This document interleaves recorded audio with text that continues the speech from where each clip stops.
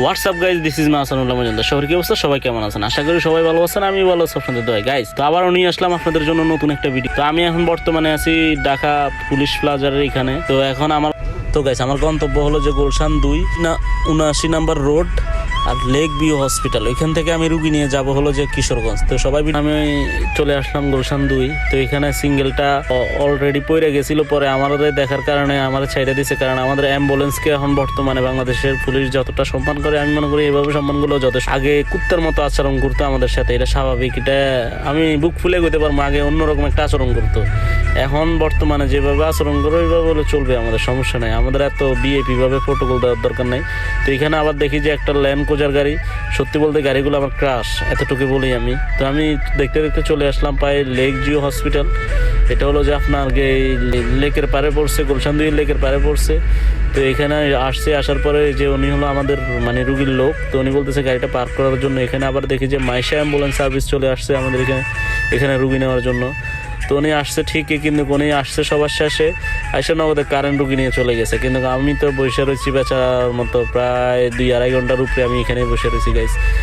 তো গাইস, অনেকক্ষণ যাবৎ বসে থাকার পরে তারপরে ওনাদেরকে নিয়ে আবার চলে গেলাম বাড়িধারার ভিতরে। তো বাড়িধারার এখানে আবার 20-30 মিনিটের মতো লেট করছে। এটা সমস্যা নাই, এটা স্বাভাবিক। গাড়িটা টান দিলাম। তো দেখতে দেখতে আমি চলে আসলাম প্রায় নতুন এয়ারপোর্টের এখানে, নতুন টার্মিনাল এখানে চলে আসলাম। তো গাইস, আমি আস্তে ধীরে যাইতেছি, কারণ রাস্তায় এত ফাড়াফাড়ি করা যাবে না। আজকে মোটামুটি গাড়ি একটু চাপে ভালো দেখা যাইতেছে। তো আগামীকাল হলো যে আপনার 16 ডিসেম্বর। তো হিসাবে একটু রাস্তাঘাটে একটু চাপচুপ। এখান আবার ধরেন গাজীপুর রাস্তা হওয়ার পরে এই গাড়িটা দ্বারাই আমার আধা ঘন্টা শেষ। কারণ ওটা উঠতে যতটা সময় লাগাইছে, নামতে ততটা সময় লাগাইছে। আর এটা কোনো গাড়ির সাইড দিতেছে না, কারণ এটা যদি সাইডে নামে এটার জন্য রিস্ক হয়ে যাবে। এটা যত পরিমাণ লোড নিছে, যা বলার বাইরে। এটা তো একমাত্র ওর চাকার দিকে চাইলে বোঝা যায়। এখন ক্যামেরার মধ্যে অতটা বোঝা যাইতেছে না। এটা বাংলাদেশের হাইওয়ে, এখানে এগুলা কিছুই না, এগুলা সিম্পল একটা জিনিস। তো আমি দেখতে চলে আসলাম প্রায় রাজেন্দ্রপুরের একটু আগে। গাড়িটা শাঁসা করে খিচে দিয়েছি, কারণ আমি একটু চালু করে যাইতে আবার খিদেও লাগছে। প্রায় দিনের বাজে 3টা, এখনও খাই নাই, কিছু করার নাই। এখন সার্ভিস দিতে হবে আমাদের। রুগী নিয়ে এসেছি আপনার গুলশান থেকে, ওই হিসাবে এখন আর খাওয়ার সময় নাই, ওদিকতে খাইতে পারি না, তার কারণে খাই না। তো এখানে আসার পরে দেখি যে দুই পাশে আফ্রিকার মহাজঙ্গলের মাঝখান দিয়ে আমাদের রাস্তাটা চলে গেল সোজা ডাইরেক্ট আপনার রাজেন্দ্রপুর ক্যান্টনমেন্ট।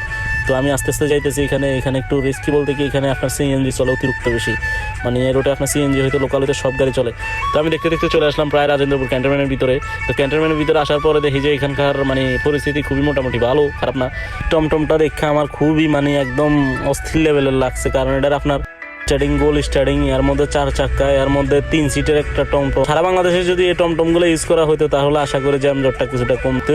এরপরে চলে আসলাম কিশোরগঞ্জ শহরে আসার পরে যে পরিমাণ আমি জ্যাম পাইছি, যা বলার বাইরে। এখানে বালের রিক্সা কোনো বেশি, দূরথুক্ষ সুলের রিক্সা কোনো বেশি, এই একটা অবস্থা আপনার কিশোরগঞ্জ শহরের ভিতরে গাইছে। আমি এখন চলে আসলাম ডাইরেক্ট একদম গ্রাম সাইডে। তো এই যে বাসার ভিতরে আমি নামাইছি, এখন আমি আস্তে ধীরে চলে যাচ্ছি হলো তাদের দোকানের সামনে। এখানে আবার আমার বন্ধু বান্ধব কয়েকজন আছে, বন্ধু বান্ধব বলতে ছোট বাচ্চা কতগুলো আছে, ওরা আমার জন্য দাঁড়ায় রয়েছে এখানে। কারণ ওদেরকে আমি একটা কথা বলবো বলে ওইখানে অনেকক্ষণ চলে আসলাম তাদের কাছে। আসার পরে তাদেরকে আমি বলতেছি আমার দাঁড়িয়ে যেতে, ওরা আমার অনেক ভয় পাইতেছে।